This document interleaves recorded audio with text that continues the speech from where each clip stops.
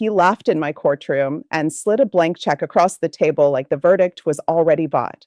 If you enjoy courtroom drama where justice served comes with real lessons, stay with me to the end of this legal story. I need to say this first, because it matters. This is a dramatized story inspired by courtroom lessons. The people, places, and details are fictional, created to protect privacy while sharing what the law tries to teach us. I have been a judge for many years, and I have learned something that never changes. Justice is not just about rules, and it is not just about feelings. It is about balance. Accountability without compassion can turn cold. Compassion without accountability can turn careless. A good verdict must protect the public and also tell the truth about what happened. The day Daniel Carter walked into Riverton City Court, he did not look worried. He looked bored. Daniel was a young millionaire, the kind who wore a perfect suit that still seemed casual, like he was on his way to a party after this. He sat down, crossed one ankle over the other, and smiled like the whole thing was a misunderstanding. Across the room sat Maria Torres. She held a folder so tightly her knuckles looked white. Maria was not dressed like a person trying to impress anyone. She looked like a person who had missed work to be there, like every minute mattered. Daniel's case began as something people in town called a rich person mistake. It sounded simple at first. A private charity event at a downtown parking garage, loud music, bright lights, and a harmless stunt. Daniel's company, Carter Collective, rented the top levels for a fundraiser night. The tickets were expensive. The photos online looked shiny and fun, but the night did not end shiny for everyone. Maria worked as a building maintenance supervisor. She was responsible for safety checks, signs, and keeping the place running. On the night of the event, she was called in after hours because the crowd got out of control. A security gate was damaged. A stairwell door was jammed. People were pushing. No one was seriously hurt, thank goodness, but Maria was trapped in the middle of a mess that never should have happened. After that night, Maria lost her job. Not because she did something wrong, but because the garage owner needed someone to blame. She also had medical bills from a fall on the stairs when she tried to clear a blocked exit. Again, not graphic, but real pain, real fear, real consequences. Daniel, on the other hand, posted the next day like it was a joke. A short video of him grinning under flashing lights, holding a microphone, saying, "Riverton won't forget this one." That video was part of what brought us to court. And this was not only a money case. It was also about responsibility. The city charged Daniel with reckless conduct because the event broke safety rules, blocked exits, and ignored capacity limits. In simple terms, the law says you cannot create a big risk to other people and then act surprised when the risk becomes real. About 15 minutes into the hearing, Daniel's attitude started to show. His lawyer, Olivia Hayes, spoke calmly and politely. She did her job the right way.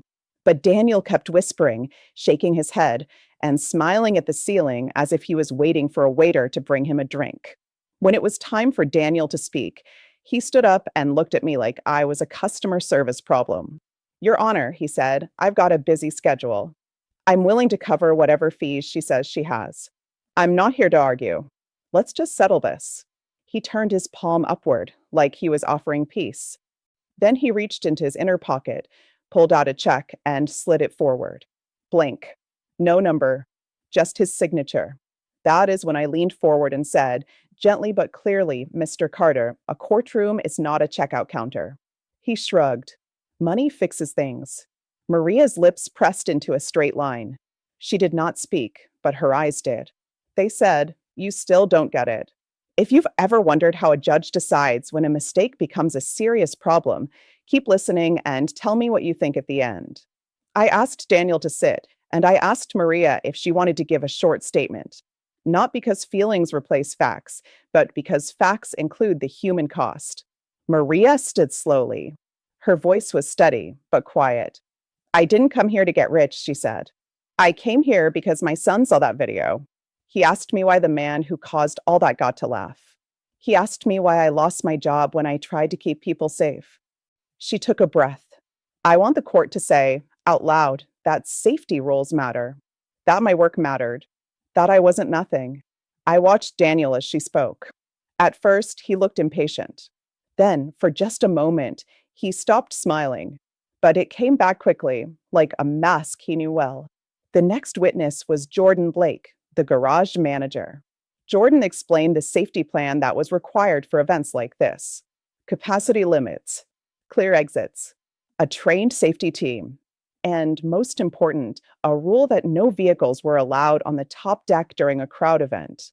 Olivia Hayes tried to show that Daniel hired a vendor and that vendors make mistakes. That was fair to ask. But then the city called its next witness, Marcus Reed, a fire safety inspector. Marcus brought printed photos and a simple diagram.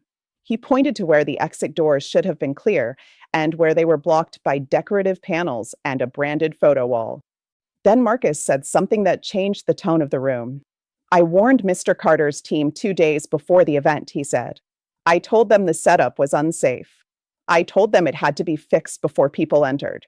Olivia's eyes narrowed slightly, the way a careful lawyer's eyes do when they hear new information. I asked, did they fix it? Marcus answered, no, Your Honor.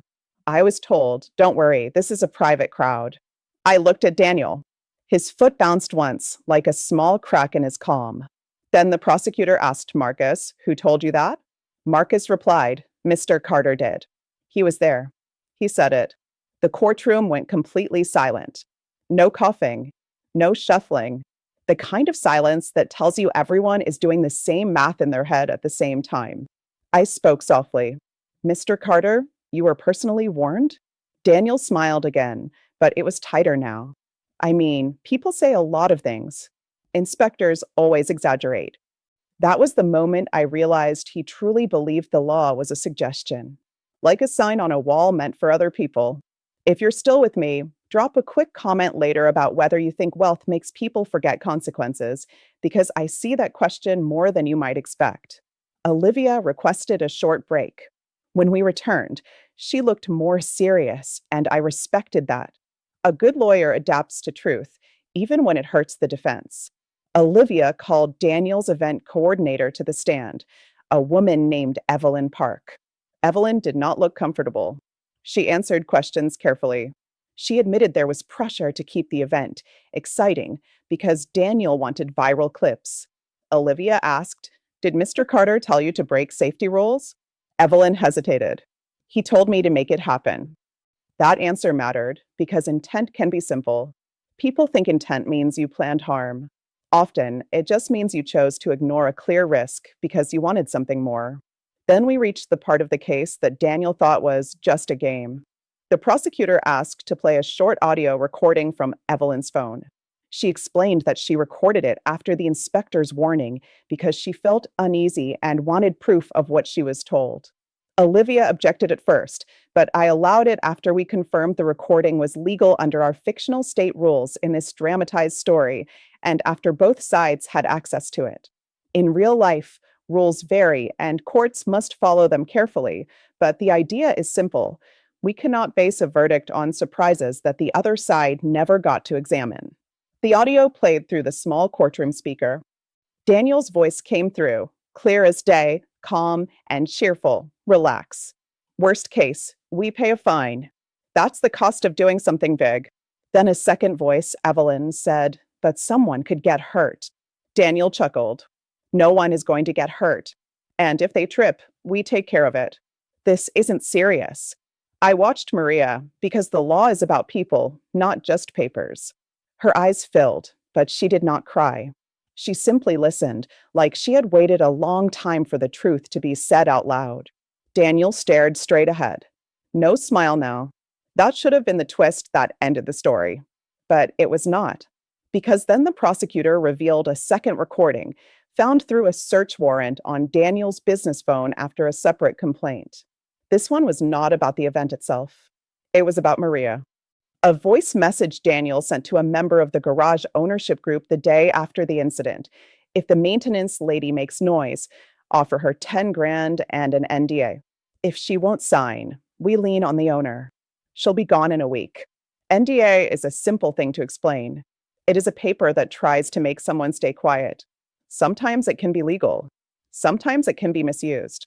but no paper is allowed to hide danger from the public or punish someone for telling the truth in court. When that message finished playing, the courtroom went completely silent again. Even Daniel's lawyer did not move. I could hear the faint hum of the lights overhead. In that silence, I felt something I often feel in cases like this, not anger, but sadness, because it showed a pattern, not a one-time mistake, a habit of treating people like obstacles. To hear how I handled the verdict and why compassion still mattered, stay with me for the final minutes of this story. Olivia stood up slowly. She asked for permission to speak directly, not as a performance, but as an officer of the court. I allowed it. "Your Honor," she said, "I want to be clear. My client's words were wrong. The defense is not denying that." Daniel's head snapped toward her, surprised. She kept going anyway. "But I also asked the court to consider," she said, "that Mr. Carter has no prior criminal record, and he is offered to pay restitution. He has supported charities. He has made poor choices, but he can learn." That is what a good defense sounds like. It does not pretend the truth is fake. It asks the court to shape consequences in a way that protects the community and builds a chance for change. Then Daniel stood again. This time, he did not pull out a check. He looked at Maria and said, "I didn't think. I didn't think about your kids seeing that. I thought it was marketing. I thought it was noise." His voice cracked slightly on the last word. He swallowed. "I can't take back what I said," he added, "but I can fix what I broke." Some people might hear that and think, "Fine, let him go." Others might think, "Too late." But the law is rarely that simple. So I explained my reasoning before I delivered the verdict, because people deserve to understand how decisions are made. I said, in this courtroom drama, the question is not whether money can pay bills. Of course it can. The question is whether money can replace accountability. And it cannot. I looked at Daniel. The law requires you to act with care when you invite a crowd into a space. You were warned. You dismissed the warning. You treated risk like a fee. That is reckless. Then I looked at Maria. And the court also recognizes harm that is not only physical. Losing your job after trying to keep people safe is a serious wrong. Being silenced with pressure is a serious wrong. I paused because compassion matters too. I said, I also believe people can change. But change begins when consequences feel real. Then I gave the verdict. "Mr. Carter, I find you guilty of reckless conduct," I said, "and I am ordering the following. First, restitution. You will pay for Ms. Torres's medical costs, lost wages, and verified job search expenses," I said, "because when your choices cause harm, you help repair it. Second, a serious penalty with a lesson. You will serve 90 days of home confinement," I said. "That means you will be restricted to your home except for work approved by the court, medical needs, and court-ordered service. Third, probation. You will be on probation for 18 months, I explained, which means you must follow rules, report to a probation officer, and stay out of trouble, or the consequences become stronger. Fourth, community service, but not random service. You will complete 300 hours of community service with a public safety education program," I said, "helping staff set up safe events and learning the basics you ignored. Fifth, a protective rule. You will not organize or sponsor any large public event in Riverton for 1 year without an approved safety plan," I said, "because the public deserves protection. And finally, a simple act of responsibility. You will write a public letter of accountability," I said, "not to shame you, but to correct the message your video sent, that the rules do not matter." That is what justice served looks like when the goal is not revenge, but a safer community. If this story made you think, consider following the channel so you don't miss the next time I explain how a verdict is built on both law and human truth. When I finished, no one clapped. Courts are not theaters. But I felt the air shift, like people finally understood this was not a game. Maria closed her folder slowly. Her shoulders dropped, just a little, like she had been holding her breath for weeks. She looked at me and nodded once. Not grateful in a dramatic way, just seen. Daniel sat down as if he had aged 10 years in 10 seconds. Olivia put a hand on the table near him, not touching him, just studying the moment. Daniel stared at the blank check still sitting in front of him, and he slid it back into his pocket without looking at it. A few people in the back row wiped their eyes. Others simply sat still, quiet, and thoughtful. The room did not feel happy. It felt honest. After court, I stayed in my chair for a moment longer than usual. Judges do that sometimes. We replay words in our heads. We wonder if we got it right. I thought about Maria's son, watching a clip online, learning the wrong lesson. I thought about Daniel, learning too late that laughter does not erase harm. And I thought about the work of the law, which is often slow and imperfect, but still meant to protect the public. Here is what I want you to take from this legal story. The law is not a trap set for people. It is a fence built around all of us, so the strongest person cannot push the weakest person into danger. Accountability is the part that says, you did this and it mattered. Compassion is the part that says, you are still human, so you can learn and repair. And if you ever find yourself thinking rules are for other people, remember Daniel Carter's blank check. In my courtroom, money could help repair the damage, but it could not buy the meaning of responsibility. That is why I made it serious. Not to crush a man, but to protect a community. Not to end a life, but to correct a path. And if you've been listening closely, you already know the deeper truth. The real verdict is not only what I say from the bench, but what we choose to do when no one is watching.